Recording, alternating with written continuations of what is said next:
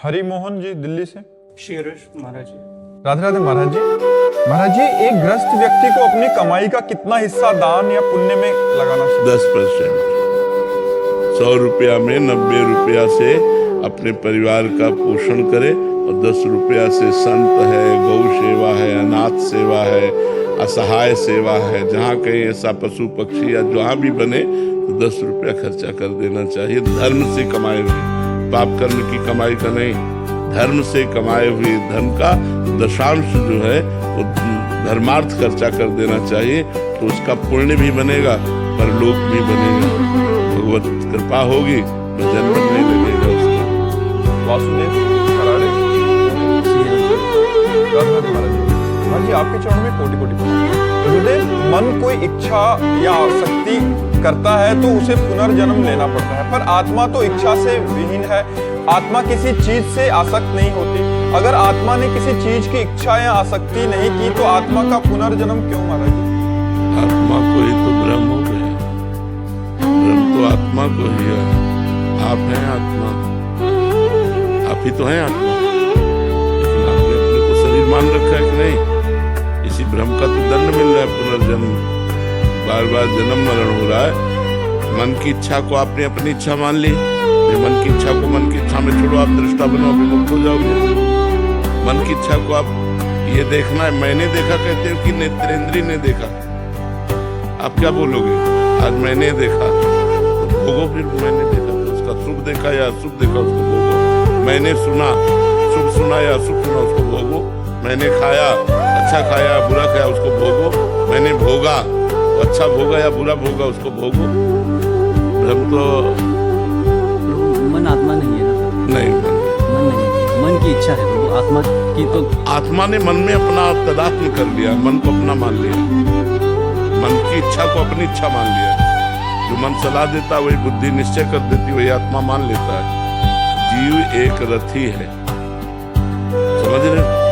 शरीर एक रथ है, इंद्रियां इसके घोड़े हैं, मन इसकी लगाम है, बुद्धि इसका ड्राइवर सारथी है। अब रथी ऐसे बैठा है, अब सारथी मन की लगाम को ढीली कर दिया, बुद्धि रूपी सारथी। अब इंद्रिय रूपी घोड़े मत वाले होकर विषयों की तरफ भाग रहे हैं और रथी कुछ कर ही नहीं रहा। अगर वो अपने स्वरूप में आ जाए और सारथी को डांट लगा दे तो सब बात बन जाए। अब सारथी रथी के अनुसार नहीं चल रहा, मन के अनुसार, इसीलिए हमारी दुर्गति होती है। विषयों का चिंतन करने वाला मन और इंद्रियां बंधन युक्त आत्मा, जबकि वो निर्विकार है, और भगवत चिंतन करने वाला मन और इंद्रियां मोक्ष को प्राप्त आत्मा। जब सैनिक हारते हैं तो हार किसकी होती है? राजा की होती है ना? हाँ, और सैनिक जीतते हैं तो विजय किसकी होती है? ये सैनिक अगर गंदे आचरण करे तो बंधन में कौन आया? वही सुअर बना, वही कुत्ता बना, वही नीच योनियों में, वही प्रेत योनियों में, अधम योनियों को प्राप्त हुआ निर्विकार सच्चिदानंद स्वरूप आत्मा। इनको ठीक करने के लिए मनुष्य जन्म मिला है कि हम इनको ठीक करने, इनमें हमारी आसक्ति हो गई है। आज मेरा मन कहता है ये खाना है, ये खाना है, लेकिन आज मैंने ये खाया, कहता मन है, खाया मैंने, तो अहंकार विमूढ़ आत्मा करता हमित मन्यते, मैंने किया, मैंने खाया, करता और भोगता भाव तुम मरो। ये दुर्गति हो रही है अज्ञान के कारण। यद्यपि निर्लेप निर्विकार अचा आप्त काम आत्मा है, लेकिन वो मन में तदात्म कर दिया। मन इंद्रियों में, इंद्रियां भोगों में, दुर्गति।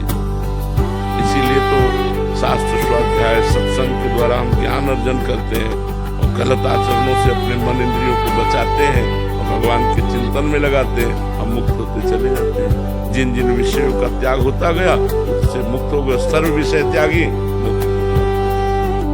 क्योंकि आत्मा मोक्ष स्वरूप ही है, उसे कभी बंधन प्राप्त हुआ ही नहीं और उसने भ्रम से अपने को बंधन में मान लिया। अब ये भ्रम जब तक जैसे शरीर तुम नहीं हो, शरीर एक ढांचा है पांच भौतिक, लेकिन पूरा तदात्म है कि नहीं? मैं शरीर हूं, अब इस शरीर के द्वारा जो भी कर्म बनेंगे वो आत्मा को बंधन में डाल देंगे। यही आत्मा नाली का कीड़ा बन जाता है जाकर, यही देवता बन जाता है, यही भगवत स्वरूप हो जाता है। जैसे कर्म होते हैं वैसे, और अगर इसके कर्ता और भोक्ता भाव खत्म हो जाए तो मोक्ष को प्राप्त हो जाएगा। इसीलिए साधना की जाती है। समझ में आया आपको? शेखर जी सहारनपुर। राधे राधे महाराज जी। गुरुदेव भगवान श्री जी ने हमें जितनी संपत्ति, यश, मान, सम्मान दिया है, हमें उसमें सवर संतुष्टि क्यों नहीं हो पा रही? और ज्यादा इससे कभी नहीं नहीं, इससे कभी नहीं हो, कभी नहीं हो, क्योंकि इसका नाम माया है। माया जो कभी तृप्त न हो, चाहे जितना भोग लो। जैसे एक पुरुष पूरे विश्व की समस्त स्त्रियों से समस्त जो धान्य और समस्त बैंक बैलेंस का स्वामी हो जाए तो भी उसे तृप्ति नहीं हो। संतुष्टि कब आएगी? भगवान के चरणों में जब हमारा चित्त, तो देखो केवट कह रहा है, जब भगवान के चरण पखाड़ रहा है, कह रहा अब कछु नाथ ना चाहिए मोरे, दीन दयाल अनुग्रह तोरे, बहुत काल में कीन मंजूरी, आज दीन विधि भर सब।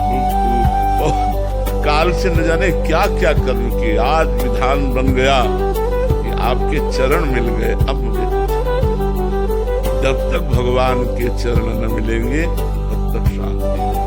देखो हम कई बार कहते हैं कि अगर एक अप्सरा उतर आवे स्वर्ग की तो ऋषि मुनियों के मन चंचल हो जाते हैं। जिन्होंने अपने मन को अधीन कर लिया है उनके मन चंचल हो जाते हैं।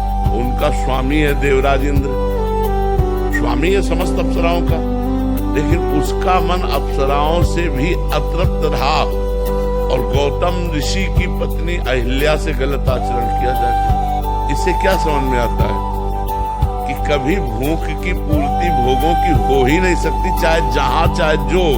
अगर तृप्ति हुई है तो भगवान के चरणों का आश्रय लेने से, भगवान नाम जप करते करते तो हृदय से आ जाता है अब कछु ना नहीं। ये सब झूठा है, ये सब झूठा है। देखो आप लोग तो गृहस्थ में हर भोग भोगे हुए हैं, क्या आपका मन उन भोगों के लिए लालायित नहीं है? क्या मन ऐसा कहता कि बस अब तृप्त हो गया? नहीं, फिर वही नई चाह, फिर वही नए ढंग से भोगने की चाह, फिर नए शरीर को भोगने की चाह, नए भोगों को भोगने। और ये आज से थोड़ी चल रही, जब से सृष्टि हुई तब से हमारी चल रही, तो आज तक पूर्ति नहीं हुई, इस जन्म में भी पूर्ति नहीं होगी। इसलिए सावधान हो जाओ, गलत आचरणों को छोड़ो, अधर्म पूर्वक विषय भोगो और नाम जप करो। धर्म पूर्वक चलोगे तो विषयों से वैराग्य हो जाएगा, और अधर्मिक विषय भोगोगे तो उसमें राग हो जाएगा, दुर्गति हो जाएगी। जैसे आप एक नियम ले लो कि हम अपने धर्म की कमाई से ही उदर पोषण करेंगे, अपनी पत्नी से ही केवल अनुराग रखेंगे, कभी कोई पाप नहीं करेंगे, तो आपका मन भगवान की तरफ चलने लगेगा, भोगों से हटने लगेगा। जब आप इधर उधर दृष्टि डाल के गलत आचरण, तो मन आपको फंसा देगा। अधर्माचरण, पापाचरण ये मन को फंसाने के लिए है। मन में फंसा जहां भोगों में तो दुर्गति हमारी पक्की है। मन भगवान में फंसा सदगति हमारी पक्की। मनुष्य जन्म मिला है मन को भगवान में फंसाने के लिए। भोगों में तो बहुत योनियां हो गई, बहुत जन्म हो गए, तो तृप्ति कभी हो ही नहीं सकती, चाहे जितना हो। तृप्ति तभी हो सकती जब भगवान के चरण मिले, भगवान का नाम जप करो। जैसे केवट नहीं, अति आनंद उमगी अनुराग, आनंद ही नहीं अति आनंद, आंसू बह रहे, बस तृप्त अब तृप्त। ये भगवान से मिलने पर होगा, तो संसार के मिलने से नहीं हो सकता। नहीं किसी से भी पूछ लो, कभी तृप्ति नहीं है, कभी तृप्ति नहीं कि बस, ऐसा कभी नहीं हो सकता। आपकी मांग 1 लाख रुपया है, उनकी 1 अरब रुपए की मांग, उनकी 1 खरब रुपए की मांग है, वो बड़े भिखारी हैं। तो ये चाह कभी पूर्ति हो ही नहीं सकती, ये भगवान से जुड़कर ही पूर्ण हो सकती है। समझ पा रहे आप? दीपक कुमार जी दिल्ली से। श्री हरिवंश गुरुदेव, पूज्य गुरुदेव, भक्तमाल ग्रंथ में अनेकों ऐसे प्रसंग हैं जिसमें भक्त संत समागम एवं संतों की सेवा में बहुत ज्यादा भाव रखते थे एवं अपना सब कुछ उनकी सेवा में अर्पण कर देते थे। जैसे पीपा जी एवं उनकी धर्मपत्नी सीता जी, महाराष्ट्र के राजा महिपति वराज जी की बेटी का प्रसंग आदि। क्या आज के युग में भी ऐसी निष्ठा रखने वाले भक्त हैं महाराज जी? बहुत कम। जैसा देखा गया, एक दिन पीपा जी और सीता सहचरी जी चीदर चिदरानी जी के दर्शन करने के लिए गए। गृहस्थ भक्त थे चीदर चिदरानी जी, तो द्वारिका में भगवत साक्षात्कार के बाद वहां द्वारिका में महिमा सुनी। चीदर चिदरानी जी नाम के एक भक्त हैं, तो वहां गए।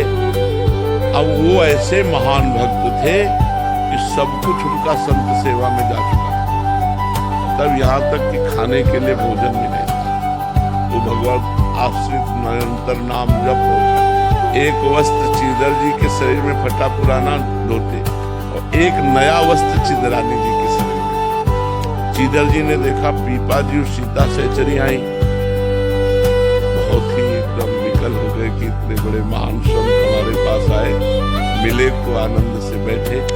चीदर जी घर गए अंदर और चिदरानी जी से कहा, आज संत विमुख जाएंगे, क्योंकि हमारे पास कुछ है नहीं, बाजार में कोई उधार देता नहीं, कुछ नहीं है जिसको हम बेच सके, क्या करें। तो चिदरानी जी ने कहा, आप शोक मत करो, ये हमारा नया वस्त्र है, कुछ बिकी जाएगा टका 2 टका का, तो इससे चावल और दाल खरीद लाना, जो मिले भोग तो लगा देंगे। एक ही वस्त्र था, बाजार में बेच दिया, जो भी उससे दाल चावल जो भी मिला उन्होंने बनाया, बना के कोई सेर 2 सेर 2.5 सेर थोड़ी मिलेगा कपड़े, एक कपड़े में, तो लेकर के पीपा जी सीता सहचरी को बाहर चीदर चिदरानी जी ने आप पाओ, उनका भक्तानी को भी बुलाओ। सीता सहचरी जी ने कहा, तो उनका नहीं, रहने दीजिए भक्तानी को, तो वो मैं लिवा के लाती हूँ। अंदर गई तो आंखों में आंसू और मुख में भगवान नाम, और रसोई में बैठे हो भगवान आप बड़े कृपा। ऐसी स्थिति में भगवान की कृपा वो देख रहे। सीता सहचरी जी गई और उनका भक्त रानी, तो आप तो निर्वस्त्र हैं। तो उन्होंने आंख उठाई और कहा, हमने सुना था कि आपने द्वारिकाधीश का दर्शन किया है, तो हमारी आकांक्षा थी कि जब आप मिलोगी तो भगवान की रूप माधुरी का वर्णन करोगी। क्या इस नाशवान शरीर के विषय में प्रश्न किया, नंगा ही पैदा होगा, अगर नंगा ही मर जाए तो क्या फर्क पड़ता है। समझ गई घर की स्थिति देख करके कि ये वस्त्र बेच करके पीपा जी के पास गई और बोले कि हमें लग रहा था कि हम महान भक्त हैं, राजपाट छोड़ करके टाट पट्टी लगाकर भगवान का भजन करते हैं, लेकिन आज हमारा वो भी अभिमान दूर हो गया, क्योंकि हमसे महान भक्त निकले जिन्होंने हमारे स्वागत के लिए अपने तन का वस्त्र बेच दिया। ऐसे भक्तों के जो उदाहरण आते हैं, अब बताओ, ऐसे ऐसे उदाहरण आते हैं जो दिमाग में काम ही नहीं करेंगे, दिमाग में ही काम नहीं करेंगे कि ऐसा कैसे हो सकता है, ऐसा कैसे हो सकता है। एक अब सीता सहचरी जी महान भक्ता, एक वो जब जाती थी तो एक सामान लेने, तो एक दुकानदार गलत दृष्टि से, रानी थी, पहले रानी थी तो कोई साधारण थोड़ी, अनुपम रूप, और फिर अब भजन में लगी थी तो और रूप प्रकाशित, वो गलत दृष्टि करता, वो अपनी दृष्टि से देख कर सब जीव हैं, अलग अलग चिंतन। एक दिन पीपा जी कहीं गए हुए थे और संत मंडली आ गई और कुछ था नहीं पवाने के लिए। सीता सहचरी जी ने सोचा आप क्या करें, तो उनको याद आया कि वो जो बनिया था वो गलत दृष्टि से देखता था। गई उसके पास और कहा, आप हमारी तरफ आकर्षण की दृष्टि से देखते थे, आपका गलत विचार हमें लगा। पहले तो घबराया, तो कहा नहीं मैं इसलिए पूछ रही हूँ कि अगर हमारे पास संत आए हैं और आप संतों के लिए भोजन की व्यवस्था कर देंगे तो आपकी जो इच्छा होगी वो मैं राजी हो जाऊंगा। अब तो वो घी चीनी सब सामान दे दिया, गई पकवान बनाया और अच्छे से संतों को पवाया। जब संत पा चुके तो उस समय पीपा जी आ गए। पीपा जी ने सीता सहचरी से पूछा, हमारे पास तो कुछ था नहीं, संतों को क्या पवाया। उनका अपने को बेचकर पीपा जी के आंसू आ गए। उन्होंने कहा, धन्य है जो तुम्हारी जैसी हमको मित्र मिली, पत्नी मिली, अब बैठो हमारे कांधे पे, मैं तुम्हें ले चलूंगा उसके पास। और उसकी दुकान के पास गए, उतर गए और कहा जाओ। जे ही हो गई तो चरणों में लुट गया और कान पकड़ा और कहा गलती पड़ी, कभी हम ऐसी गलती दृष्टि से आपकी तरफ नहीं। आप जैसे मतलब उसको ज्ञान हो गया, क्योंकि उसका अन्न संतों के पेट में गया ना, तो उसकी बुद्धि पवित्र हो गई। वो चरणों में गिरा और कहा माता आप कभी ऐसे रहो। ऐसे ऐसे चरित्र आते हैं भक्तों की, मतलब होश उड़ जाए। वो भक्तों को जितना प्यार किया संतों ने, उतना भगवान को भी नहीं किया। एक बार एक भक्त के घर में ठाकुर जी विराजमान थे। धीरे धीरे वो सब संत सेवा में लगता गया और संत जन आते गए जहां श्रद्धा देखते। तो कल के लिए कुछ नहीं था, तो भक्त ने ठाकुर जी से कहा, अष्ट धातु के थे, कहा कल अगर संत आ गए व्यवस्था नहीं हुई तो हम आपको बाजार में बेचे आएंगे, ध्यान रखना। संत भूखे नहीं जाएंगे, या तो आप व्यवस्था करो, कल हम आपको बाजार में बेचे आएंगे। ठाकुर जी से कहा, मतलब ठाकुर जी से भी बढ़कर संतों को प्यार, मोते अधिक संत करने का कलयुग है। मुझे लगता है होंगे, भगवान की सृष्टि है, पर ऐसे मतलब ऐसे बिरला ही कोई होगा, नहीं तो बहुत कठिन है, बहुत कठिन है। जो भक्तमाल में, जो ऋषि कन्नमाल में भक्तों के चरित्र में आता है, ऐसा कोई बिरला ही होगा जो संतों से ऐसा प्यार करे। नहीं तो, और जो संतों से प्यार करने गया वो भगवान का, वो भगवान का, क्योंकि भगवान के ही भाव से तो संतों से प्यार किया जाता है। तो संत भगवान की कृपा से मिलते हैं, अगर उनकी सेवा बन जाए तो भगवान की सेवा साक्षात बन गई। कहा जाता है कि भगवान को अगर पाते देखना है तो संतों को पवाओ। भगवान संतों के मुख से पाते हैं, भगवान संतों के मुख से पाते हैं। तो संतों की सेवा के जो भक्तमाल में उदाहरण है होगी, क्योंकि भगवान की सृष्टि है। होंगे ऐसे, पर बहुत बिरले होंगे, कोई ऐसे बकाया ऐसे नहीं होंगे। ऐसा दे देना कुछ वो बात अलग है, लेकिन प्राण न्यौछावर कर देना, सर्वस्व न्यौछावर कर देना, ये बहुत राम शरण। जय जय श्री राधे राधे महाराज जी। माता पिता की भगवत भाव से सेवा करते हुए, गुरु कृपा से आजीवन अगर ब्रह्मचर्य का पालन करते हुए भजन करने वाले साधक भी क्या विरक्त माना जाता है या ग्रस्त? विरक्ति विषयों से वास्तविक विरक्ति होना ही वैराग्य का मार्ग है। चाहे भेष गृहस्थ का हो, उसे कोई पता नहीं। भेष विरक्त है और विषयों से अनुराग रखता है, वो पाखंडी है। बिन विवेक वैराग्य भक्ति बिनु सत्य न एको मानो, भगवत विमुख कपट चतुराई सो पाखंड नहीं जानो। भगवत प्रसिद्ध कह रहे, विवेक और वैराग्य और भक्ति से युक्त हृदय है सो तो सत्य है। अगर विवेक और वैराग्य और भक्ति नहीं तो पाखंडी है कोई भी। बात विषयों से वैराग्य की है, बात भगवत तत्व के ज्ञान से है, बात भगवान के अनुराग की है। अगर एक गृहस्थ में आता तो महात्मा है। भगवान ने कहीं भी वेश का वर्णन नहीं किया गीता जी में, भगवान ने लक्षणों का वर्णन किया। कह रहे वासुदेवा स्वरमित सा महात्मा सुदुर्लभा। महात्मा कौन है?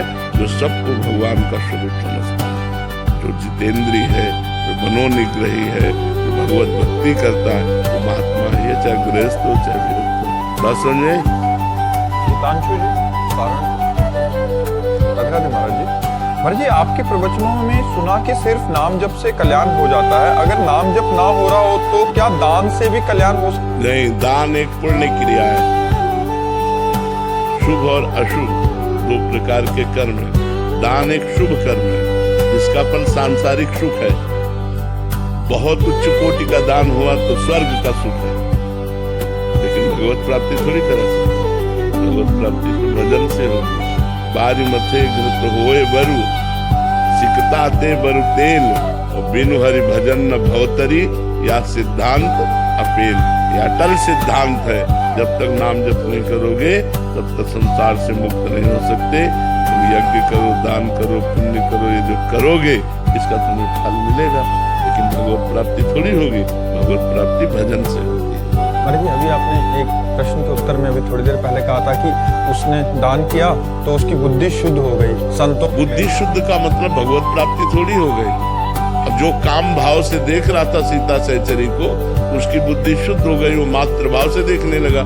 लेकिन भगवत प्राप्ति की थोड़ी बात हो गई। तो क्या मर्जी उससे उसको संतों का संग और उस अब संतों का संग करके भजन करेगा तो भगवत मतलब सोपान बन सकता है। प्रथम भगति संतन कर संगा, इसीलिए कहा है प्रथम भगति संतन कर संगा, दूसर ममरत कथा प्रसंगा। भगवान के चरणों के जो प्रेमी संत जन हैं, उनका संग करना प्रथम सोपान है। हमारी बुद्धि शुद्ध होती है, फिर आगे जब हम बढ़ते चले जाते हैं तो भगवान के भजन में रति हो जाती है और हमारा कल्याण। जैसे उन्होंने लिखा है दान से कल्याण, तो यात्रा के अंतर्गत में अगर ऐसा करेंगे तो संत संग होगा या बुद्धि। हाँ, जैसे आपने बहुत सुकृत किए तो लिखा है पुण्य पुंज बिन मिले ही न संता, तो उसका सोपान। हाँ, आप बहुत अच्छा पुण्य किए तो आपको संतों का संग मिलेगा, सत्संग से भजन में रुचि होगी और भजन से कल्याण। अच्छा, यात्रा ये। हाँ, भजन से परम कल्याण। अगर दान पुण्य से होता तो बड़े बड़े धनी लोग ना दान करके भगवान को खरीद लेते, भगवान के धाम में भी पास बनवा लेते। नहीं, वो तो है नहीं, उसमें तो सर्वस्व त्याग कर भगवान से भजन करना, अंदर से अकिंचन होकर भगवान का भजन करना, तब भगवत प्राप्ति। प्रज्ञा जी, राधे राधे महाराज जी। महाराज जी, मैं प्रियालाल की हूँ और गुरुदेव भगवान आपकी और इष्ट की कृपा से इसी जन्म में मुझे भगवान की प्राप्ति होगी। क्या मुझसे निकुंज में अगर कोई ऐसी गलती हो जाए जिसके कारण? नहीं, वहाँ गलती ही नहीं होती, गलती ही नहीं होती। वहाँ ऐसा जो स्वरूप मिलता है उसमें गलती के चांस नहीं होते, चांस ही नहीं, चांस ही नहीं। मतलब गलती के चांस पांच भौतिक शरीर में है, चिदानंद शरीर में गलती के चांस, जो मान लो सहचरी वपु है, गोपी वपु है, सखा वपु है, भगवान का जो ये दिव्य वपु है, इनमें चांस ही नहीं है, गलती का कोई चांस ही नहीं है। प्रियालाल के मन की रुचि जानने विधि अनुसार, जो प्रियालाल के मन में चलता है वही सहचरी के मन में चलता है। वो मन की रुचि देख करके सेवा करती तो गलती का कोई सवाल ही नहीं। अंशुल जी, राधे राधे महाराज जी। महाराज जी, आपने मेरा हाथ ठीक उस समय पकड़ा जब मुझे शरीर का हर संबंधी दुख और धोखा दे रहा था। आपने अपनी इस लीला से मुझे सत्य का मार्ग दिखाया प्रवचन के माध्यम से। महाराज जी, अब प्रश्न ये है कि गुरुदेव भगवान गृहस्थ में रहते हुए वैराग्य जैसा जीवन और भरोसा संभव है क्या? हाँ, क्यों नहीं संभव है। कितने भक्तमाल में देखो, कितने ऐसे भक्त हैं जो गृहस्थ हैं, भगवान से दृढ़ संबंध रखते हैं। भाई, हम लोगों ने भजन को एक कुछ अलग मान रखा है। अब एक आदमी किसान है, फावड़ा चला रहा है, राम राम, हर फावड़े में राम राम कह रहा है, धर्म से कमा रहा है, आए हुए अतिथि संतों का भोजन, वो भगवत प्राप्त हो जाएगा। आए हुए अतिथि संतों का भोजन पान करा रहा है, किसानी कर रहा है, भगवान का नाम जब, वो कभी माला लेके नहीं बैठता, कभी आरती नहीं कर, तो भगवत प्राप्त हो जाएगा। आप नौकरी जा रहे हैं, जाते समय नाम जप कर रहे हैं, 8 घंटे नौकरी कर रहे हैं, बीच बीच में नाम जप कर रहे हैं, 8 घंटे को कृष्णार्पणम मस्तु कर दिया, घर आए, अपने परिवार से सबसे मिले, हंसे बोले, जिससे जैसा धर्म है वैसा व्यवहार किया, खाया पिया, एकांत हो गए, भगवान का चिंतन कर रहे हैं, धर्म पूर्वक विषय भोग रहे, वो भगवान को प्राप्त हो जाए। हमने भगवत प्राप्ति कोई ऐसा कठिन समझ रखा है, भजन को ऐसा समझ, तो कहते फिर आप लोग, ये हमारे भाग्य में लिखा है, विरक्त भाव से चलो और हजारों को तारने का ज्ञान प्राप्त करके हजारों को समझाओ। ये हम लोगों को अलग ट्रेनिंग दी गई, अलग मार्ग बनाया गया। ये भगवत प्राप्ति के लिए सहज मार्ग है। नाथ सकल संपदा तुम्हारी, मैं सेवक समेत सुखना। गृहस्थी में रहकर भगवान का चिंतन करते हुए अपने गृह कार्य करो, परिवार को भगवान की सेवा का स्वरूप समझो। भगवान ने 8-10 लोग जो हमें परिवार में दिए, सबकी मनोकामनाएं पूर्ण करते हुए, राजी खुशी से भजन करते हुए, जो विपत्ति दुखावे सहते हुए भगवान को प्राप्त हो गया। तो भगवान को प्राप्त करना कठिन नहीं है, गंदे विषयों को छोड़ना कठिन है, गंदी आदतों को छोड़ना कठिन है, जो निषेध है उनको छोड़ना कठिन है। अगर वो छोड़ दो तो गृहस्थी में आप संत हो, गृहस्थी में संत का मतलब केवल वेश से नहीं होता, उद्देश्य से होता है, लक्षणों से होता है। अगर आप में लक्षण श्रेष्ठ हैं तो आप संत हो। तो ये भगवत मार्ग में चलो तो भगवान कृपा करेंगे। कोई ऐसा नहीं है कि कपड़ा बदलने से ही काम होता है। हाँ, आपकी अब भोगों में रुचि नहीं रही तो संसार में रहना अच्छा नहीं लगता। तो चलो वैराग्य मार्ग लेकर के एकांत में भगवान का निरंतर चिंतन करो और जगत मंगल के लिए अपना भजन दान करो। करना पड़ेगा जगत मंगल, बिना यहाँ जगत मंगल किए नहीं जा सकते। अगर ऐसे गए तो सदगति नहीं होगी, क्योंकि संसार का अन्न खाया, संसार को वस्त्र पहना, संसार में पैदा हुए तो संसार का हित करो, संसार का मंगल करो, तब जाओ यहाँ से। ऐसे थोड़ी सबकी ड्यूटी है, तुम अपने हिसाब से हित करो, हम अपने हिसाब से हित करते हैं। कोई दीपक है तो थोड़ा प्रकाश कर रहा है, कोई हाइड्रोजन है तो बड़ा प्रकाश कर रहा है। ऐसे जितनी क्षमता है दो को ही सही, दो को ही भगवत मार्ग में लगाओ, दो का परोपकार करो। किसी के 20 का करता है, कोई 200 करता है, कोई हजारों का करता है, तो करना पड़ेगा। चाहे गृहस्थ हो चाहे विरक्त हो, परोपकार करो और भजन करो। अब जैसे आपका सबसे बड़ा परोपकार माता पिता की सेवा, पारिवारिक जनों की सेवा, धर्म पूर्वक मेहनत से कमाना, नाम जप करना। कोई भूखा दरवाजे आ गया उसे भोजन दे देना, कभी तीर्थ यात्रा आदि गए वहाँ दान पुण्य कर देना, भगवान का नाम जप कर रहे हैं और ये सब कर रहे हैं तो वो सब प्राप्ति का हेतु हो जाता है। ज्यादा मेहनत की जरूरत थोड़ी है। प्रदीप जी जोधपुर से। राधे राधे महाराज जी। महाराज जी, श्री जी की कृपा जब जीव पर होती है तो उससे क्या संकेत मिलते हैं? सबसे पहला उसे साधु समागम प्राप्त, संतों का संग प्राप्त। जब द्रवहि दीन दयालु राघो साधु संग, अब मोहि भाव भरोस हनुमंता, बिनु हरि कृपा मिले नहीं। जब भगवान कृपा करते हैं, श्री जी कृपा करती है तो अपने जनों का संग देती है, और जब संत संग होता है तो हमारे जीवन से दुर्व्यसन, दुराचरण इनका त्याग होता है और सतमार्ग पर हमारे कदम बड़े जोर से चल पड़ते हैं। और साधु संग की कृपा से हम भगवान को प्राप्त कर पाते हैं। तो प्रथम संकेत संत मिलन। जहाँ संत मिलन हो तो समझ लो अब हमारा अंतिम जन्म आने वाला है, इसलिए भगवान ने हमें सत्संग प्रदान किया, साधु संग प्रदान किया। बिना भगवान की कृपा के, श्री जी की कृपा के, रसिक जनों का संग, संत जनों का संग, भगवत प्रेमी महात्माओं का संग दुर्लभ है। यही कृपा, यहीं से जीव का आध्यात्मिक उत्थान होता है। प्रथम भगति संतन कर संगा। सबसे पहली भक्ति है संतों का संग, और ये भगवान की कृपा से प्राप्त होता है। शिवम पांडे जी। राधे राधे महाराज जी। महाराज जी, क्या निरंतर भक्ति का प्रयास करने से मेरे भीतर छिपी वे सारी बुराइयां समाप्त हो सकती हैं जिन्हें मैं अपने जीवन में नहीं चाहता? लेकिन बिल्कुल बिल्कुल बिल्कुल, लेकिन लंबे समय तक। ये बुराइयां दुर्वासना मम सदा परिकर्षयन्ति, ये दुर्वासना सदैव हमको अपनी तरफ खींचती रहती है, क्योंकि अनंत जन्मों से हम इन दुर्वासनाओं के ही खेल में लगे रहे। अगर सद उपासना होती तो भगवत प्राप्ति हो जाती। दुर्वासना है इसका मतलब हमारे अंदर अज्ञान है, इसका मतलब साधना नहीं बनी भगवत प्राप्ति की। दुर्वासना का त्याग करने के लिए जब हम भगवत प्राप्ति की जो साधन पद्धति है उसको स्वीकार करते हैं और खूब अथक प्रयास करते हैं, तब भगवान की कृपा हो जाती है और विकार धीरे धीरे शांत होते हैं। ऐसा नहीं है कि आप वर्ष 2 वर्ष साधना करें और आप बिल्कुल निर्विकार हो जाएं, ऐसा नहीं है। दीर्घ काल तक ये विकार स्फुरित होते रहते हैं। अगर कुसंग बन जाए तो दीर्घ काल तक साधना करने के बाद भी ये भ्रष्ट कर सकते हैं। ये विकार कोई साधारण नहीं, काम क्रोध लोभ मोह मद मत्सर। इसलिए दीर्घ काल तक भगवान का स्मरण करते हुए, कुसंग का त्याग करते हुए, पवित्र आचरण, पवित्र विचार, पवित्र भोजन, तो फिर हम दुर्वासना पर विजय प्राप्त कर सकते हैं। ये दुर्वासना बहुत ऊंचाई तक जाती है। ये मत समझ लेना कि 2-4 वर्ष के भजन से शांत हो जाती है, नहीं, बहुत ऊंचाई तक जाती है और आजीवन सावधान रहना चाहिए।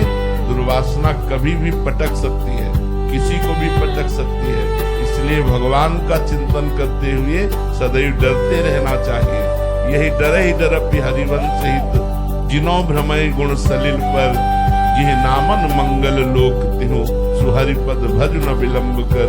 जिनका नाम तीनों लोकों का मंगल करने वाला है, ऐसे भगवान के चरणों का आश्रय लो और डरते रहो कि कहीं ये त्रिगुणात्मिका माया हमें भोगों में न फंसा दे, हमें कहीं भ्रष्ट न कर दे। लंबे समय तक यदि अभ्यास किया जाए, सद विचार, सद आचरण, सत्संग, तो ये असत विचार, असत आचरण, असत संग का त्याग हो जाएगा, तो दुर्वासना नष्ट हो जाएगी। इंदू जी जोधपुर से। राधे राधे महाराज जी। महाराज जी, सत्संग मंडली के माध्यम से भक्ति मार्ग में प्रवेश पाकर मेरा जीवन धन्य हुआ और उसी संग से मैं आध्यात्मिक रूप से आगे बढ़ पाई हूँ। अब अंतःकरण एकांतिक भक्ति की ओर प्रेरित हो रहा है, किंतु समय की सीमाएं मार्ग में बाधा बन रही हैं। ऐसी स्थिति में क्या किसी का मन दुखाकर दूरी बनाना उचित है या प्रभु की कृपा से? नहीं, हमें तो ऐसा नहीं लगता कि हमारा अगर एकांतिक भजन है अंदर का, तो हम बाजार में भी कर सकते हैं, नौकरी करते हुए भी कर सकते हैं, हमारी स्थिति में भजन कर सकते हैं। भजन के लिए भागकर कहीं एकांत जाने की जरूरत नहीं है। जहाँ हो वहीं भजन का अभ्यास करो। जिस परिस्थिति में हो उसी परिस्थिति में भजन करके निकल जाओ, तो तुम्हें माया परास्त नहीं करेगी। भागकर कहाँ जाओगे? कहीं एकांत नहीं है, एकांत तो हृदय में है। और हमारा जब हृदय भगवान के लिए तड़पने लगा, तो इसी का तो नाम भजन है। हम नौकरी करते हुए, व्यापार करते हुए, किसानी करते हुए, गृहस्थ के कार्य करते हुए, सबके बीच में रहते हुए, रिश्तेदारों से मिलते हुए भी हमारा हृदय तड़प रहा है भजन के लिए, इसलिए हमारा भजन चल रहा है। यही भजन जाकर के हमको भगवत प्राप्ति कराता है। ये कभी भूल मत करना। भगवान के द्वारा दी हुई परिस्थिति का यदि त्याग कर दोगे, तो जो भजन चल रहा है वो भी छूट जाएगा। आप सोचो कि चलो हम भागकर भजन करते हैं, तो फिर आओ आप देखो जो भजन चल रहा है वो छूट न जाए तो हमें बताना। यदि भगवान तुम्हें वृंदावन लाए संयोग बना के, वो बात अलग है। क्योंकि यहाँ होगी भोजन व्यवस्था, रहने की व्यवस्था, किसी का संग, किसी का आश्रय, वो आपको भजन को बाधा पहुंचा देगा। जहाँ हो, जिस परिस्थिति में हो, तुम्हारा केवल कर्तव्य है भजन को संभालते रहना, परिस्थिति के बदलने की मांग न चाहना, कहीं आने जाने की बात मन में ना आना। जैसा प्रभु करे, जोई जोई प्यारो करे, सोई मोई भावे। अगर उनको एकांत देना है तो एकांत दे देंगे, उनको समाज में रखना है तो समाज में रहते हुए भी हम भजन करेंगे। हम आपसे बात कर रहे हैं, हमें आश्चर्य होगा, लेकिन हमारा भजन चल रहा है। जैसे आप हमारी बात सुन रहे हैं, लेकिन आपका अंदर चिंतन कुछ और चल रहा है। देख लो, ऐसे ही भजन होता है कि हम आपसे बात कर रहे हैं, लेकिन हमारा आंतरिक हृदय किसी और क्षेत्र में लगा हुआ है। ऐसे भजन होता है।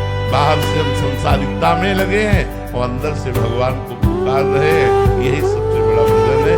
आप भागना नहीं किसी परिस्थिति से। जैसी परिस्थिति भगवान ने दी है, उसी परिस्थिति में भजन करके निर्वाह कर ले जाओ, तो भगवान। कराती जी ग्वालियर से। राधे राधे महाराज जी। महाराज जी, आपने एक बार एकांतिक में बोला था कि आप हमें उंगली पकड़ा दो समेट के तो हम ले जाएंगे। महाराज जी, यहाँ उंगली पकड़ाने का तात्पर्य क्या? हमारी बात मान लो, आप हमारी थोड़ी सी बात मान लो। पूरी बात तो भगवान आपको सामर्थ्य देंगे मानने की।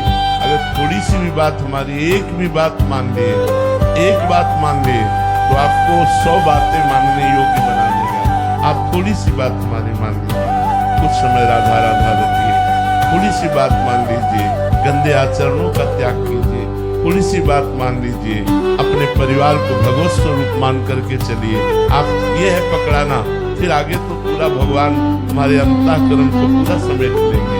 क्योंकि हम जो भी बोलते हैं वो भगवान के बल से बोलते हैं, प्रभु के बल से बोलते हैं। हमें कोई बल नहीं है, हमें कोई सामर्थ्य नहीं। हमारा बल, हमारी सामर्थ्य श्री वृंदावन रानी है, श्री प्यारी जो प्यारे जो हैं, उन्हीं के बल से बोलते हैं। तो हमारी बात मान लो, यही है उंगली पकड़ाना। हमारी बात मान लिए तो आपका परम कल्याण हो जाएगा, मंगल हो जाएगा। हमारी बात कोई अपनी बात नहीं है, ये संतों की बात, शास्त्र की बात, भगवान की बात है। अनिरुद्ध जैन जी, जयपुर से। राधे राधे महाराज जी। महाराज जी, यहाँ सभी संतों की वाणी इतनी मधुर, सरल और प्रेम में है, और दूसरी ओर जब मैं खुद की वाणी पर ध्यान देता हूँ तो उसमें अहंकार, कटुता आदि दिखाई देती है। महाराज जी, आपके सत्संग में ये पता चला कि श्री जी को सरलता और प्रेम भाषी पसंद है, तो क्या श्री जी महाराज जी ऐसे में कैसे प्रसन्न होंगे हमसे? राधा राधा को बड़ा मीठा है, राधा नाम तुम्हें सरल बना देगा।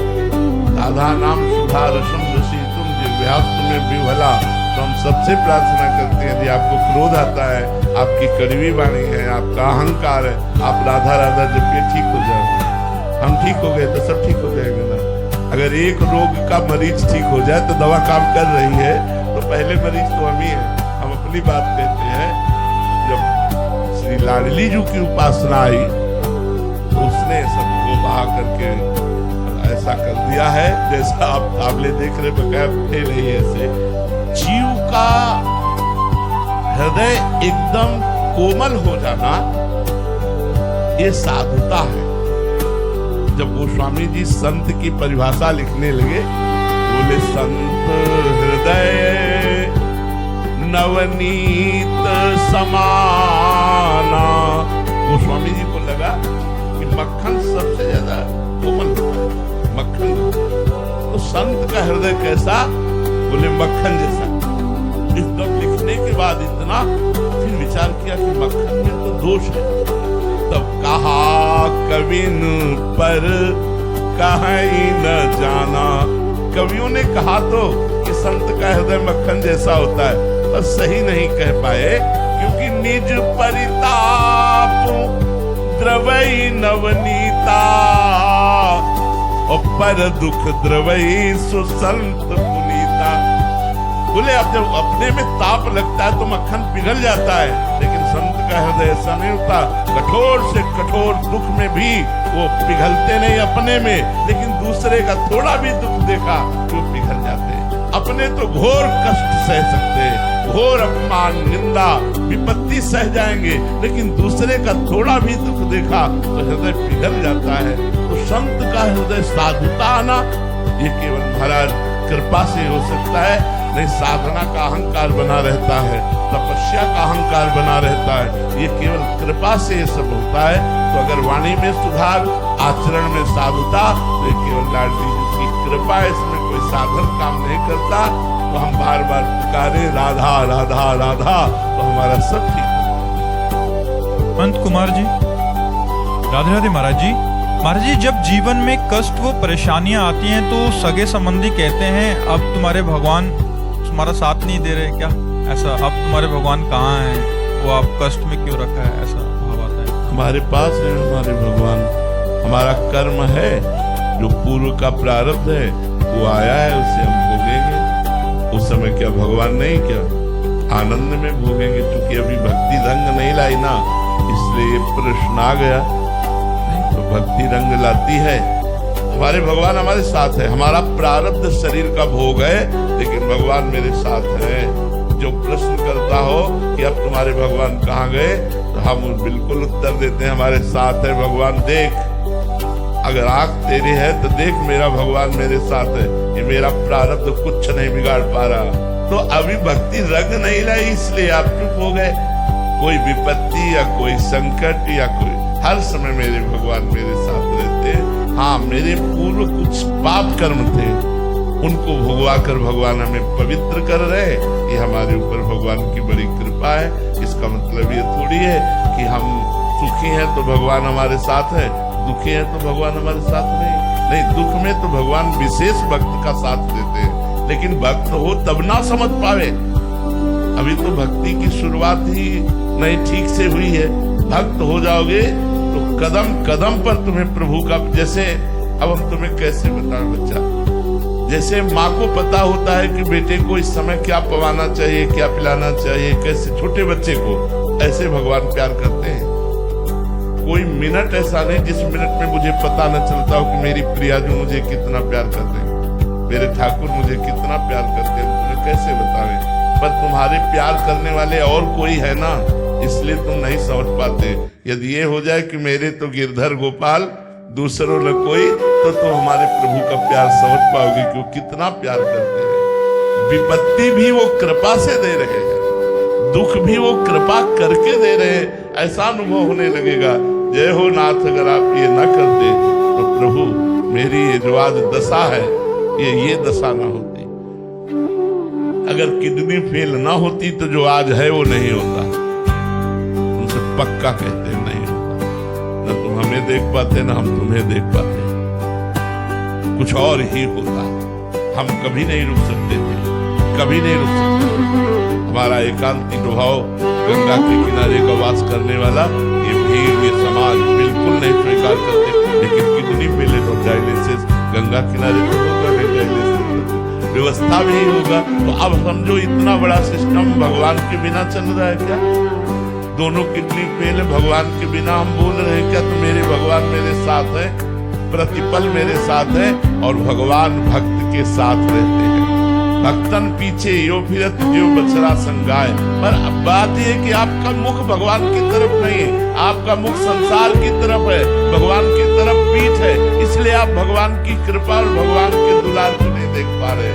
यदि भगवान के सन्मुख हो जाओ तो अभी तुम्हें पता चलेगा भगवान कितना प्यार करते हैं। हर क्षण प्यार ही प्यार उड़ेल रहे, वो कृपा और प्यार के समुद्र है भाई। ऐसी बात माँ कहो, ये विपत्ति में तुम्हारे भगवान कहाँ चले गए? हर जी संसार में ही मान्यता है कि थोड़ा सा भी कष्ट आई, प्रतिकूलता आई, भगवान से प्रार्थना किया तो वो सारी प्रतिकूलताएं ठीक हो गई। ये एक मान्यता है कि ऐसा होगा। ऐसा नहीं है, ऐसा नहीं है। अगर प्रारब्ध में आपके दुख लिखा है तो भगवान दुख का संयोग देंगे, लेकिन आपको सहने की सामर्थ्य देंगे। भगवान आपको सामर्थ्य देंगे, आपको विवेक देंगे।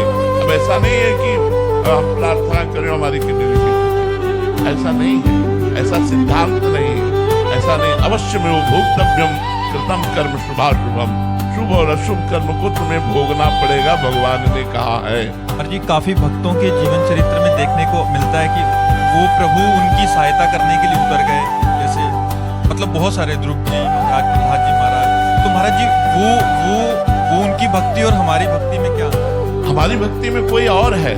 देखो भगवान कहते हैं, जब माधवदास बाबा को संग्रहणी का रोग हुआ, उसमें बार बार शौच जाती है, बार बार शौच निकल रही थी। एकांत में समुद्र के किनारे कुटिया थी, कोई था नहीं, तो बड़ी सुगंध आई।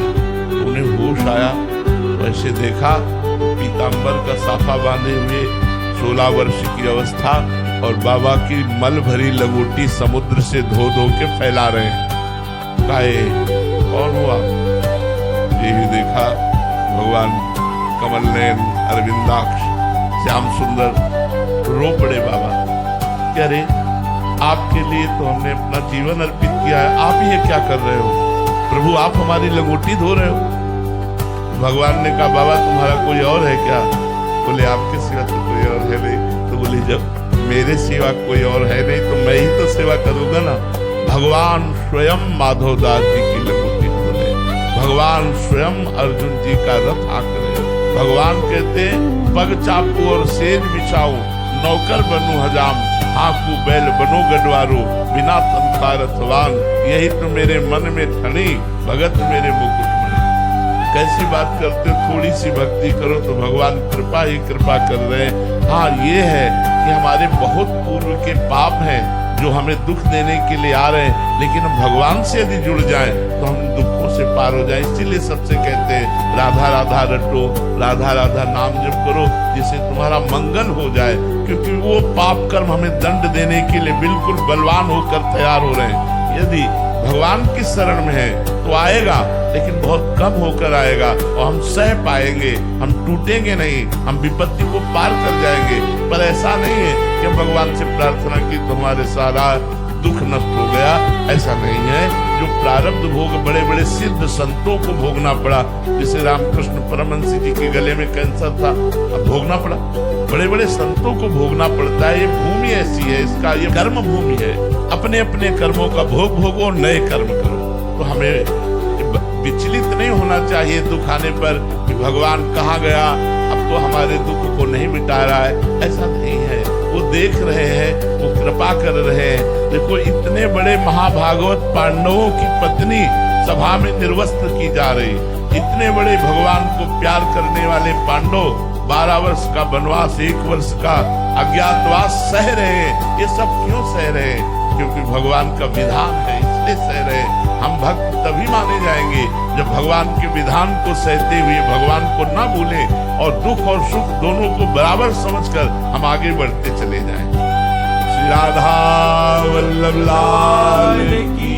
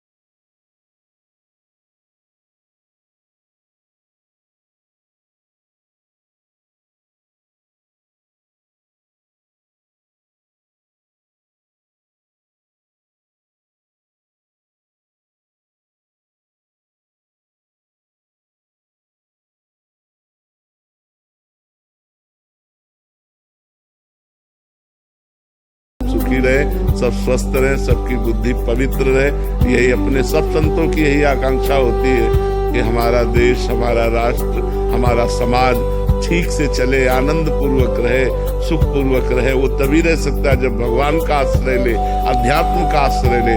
नहीं तो विषय और ये व्यसन सबके खोखला किए दे रहे, नशेबाजी, बेविचार ये खोखला किए दे रहे समाज को। तो सब संतों का उद्देश्य तो यही होता है, जगत मंगल हो, जगत कल्याण हो।